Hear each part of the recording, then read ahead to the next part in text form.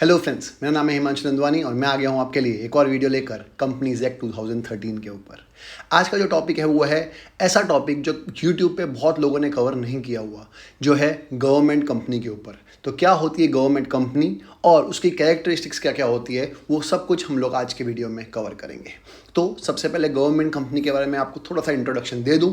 Government company मतलब ऐसी company which is owned by government. अब आप बोलोगे ओन्ड बाय गवर्नमेंट का मतलब क्या होता है? ओन्ड बाय गवर्नमेंट का मतलब होता है जिसमें majority stake that is more than 51% या 51% या उससे ज़्यादा स्टेक गवर्नमेंट होल्ड करती है। अब आपके मन में आएगा सर गवर्नमेंट तो सेंट्रल गवर्नमेंट भी हो सकती है, स्टेट गवर्नमेंट भी हो सकती है, कोई भी हो सकता है।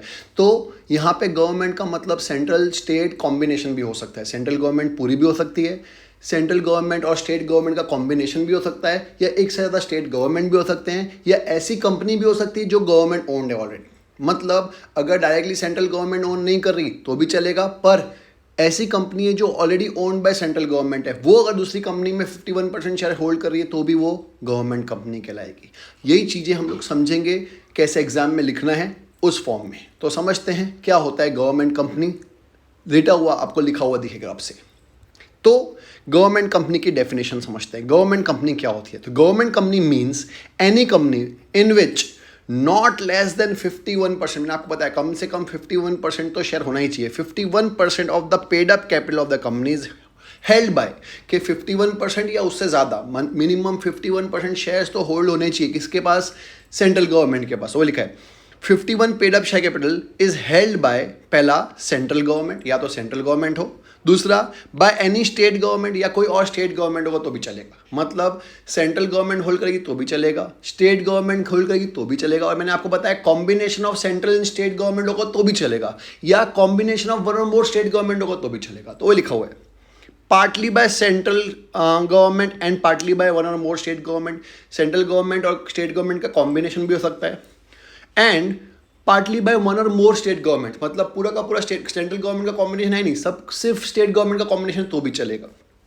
And the section includes company which is subsidiary company of the government company. और मैंने आपको बताया कि गवर्नमेंट डायरेक्टली होल्ड नहीं करती, पर गवर्नमेंट कंपनी होल्ड करती है इस कंपनी में होल्ड शेयर्स या पेड अप कैपिटल 51% तो भी चलेगा। मतलब अगर समझ लो एक कंपनी है, हमको देखना है कि वो गवर्नमेंट कंपनी है या नहीं है, तो उसका 51% paid up capital must be held by central government, या तो सेंट्रल गवर्नमेंट से हो, या स्टेट गवर्नमेंट से हो, या सेंट्रल और स्टेट के कॉम्बिनेशन से हो, या वन और मोर स्टेट गवर्नमेंट, मतलब एक से ज़्यादा स्टेट गवर्नमेंट के कॉम्बिनेशन से हो, या फिर सेंट्रल गवर्नमेंट, स्टेट गवर्नमेंट और ऐसी कंपनी जो ऑलरेडी सब्सिडरी है सेंट्रल या स्टेट गवर्नमेंट कंपनी की, वो भी चलेगा। मतलब एक कंपनी है जो ऑलरेडी गवर्नमेंट कंपनी है, वो अगर दूसरी कंपनी के अंदर 51% से ज़्यादा शेयर होल्ड करती है तो भी वो गवर्नमेंट कंपनी कहलाएगी जिस कंपनी में शेयर होल्ड की है। तो आपको मेरी हिसाब से डेफिनेशन समझ में आ गई होगी। 51% shares that is paid up share capital must be held by central government और state government, or combination of central and state government, or combination of one और more state government, or any of the combination of along with any company which is subsidiary of government company. Simple सी definition थी। तो लिखने exam में बहुत बार पूछा जाता है डिफाइन गवर्नमेंट कंपनी, तो गवर्नमेंट कंपनी की डेफिनेशन आपको स्क्रीन पे दिख रही होगी। अब इसके कैरेक्टरिस्टिक समझते हैं। पहला, a government company is form to register in the companies act 2013। जैसे कोई और कंपनी को रजिस्टर कराना पड़ता है अपने आप को कंपनीज एक्ट 2013 के अंदर, वैसे ही गवर्नमेंट कंपनी को भी अपने आप को रजिस्टर कराना पड़ता है। तो registration is compulsory under companies act 2013 even for government company. दूसरा, a government company is legal entity separate from its government. मैंने अभी आपको बताया गवर्नमेंट अलग होती है, गवर्नमेंट कंपनी अलग होती है। तो government company is separate from its government. It can acquire property, can make contracts and file in its own name. अपनी गवर्नमेंट कंपनी खुद के नाम पे, गवर्नमेंट के नाम पे नहीं, खुद के नाम पे, दैट इज कंपनी के नाम पे प्रॉपर्टी एक्वायर कर सकती है, कॉन्ट्रैक्ट में एंटर हो सकती है। Third point is nothing but repetition of, आपका डेफिनेशन 51% स्टेक किसके पास होगा? गवर्नमेंट के पास। कॉम्बिनेशन में भी हो सकता है, वो लिखा है the majority at least 51% of the capital of the government company is provided by government, but revenue of company are not deposited treasury। लेकिन जो भी कमाएगी वो गवर्नमेंट के पास नहीं जाएगा, वो गवर्नमेंट कंपनी का हिस्सा है। तो कोई गवर्नमेंट कंपनी है, वो जो भी कमा रही है वो गवर्नमेंट के पास नहीं जाएगा, देश को चलाने के काम नहीं आएगा, वो गवर्नमेंट कंपनी को चलाने के लिए ही काम आएगा। Government is authority to appoint majority of directors. Directors जो कंपनी के डायरेक्टर्स होंगे उसके मेजोरिटी डायरेक्टर्स कौन अपॉइंट करेगा? गवर्नमेंट ही करेगा, क्योंकि इट्स अ गवर्नमेंट कंपनी।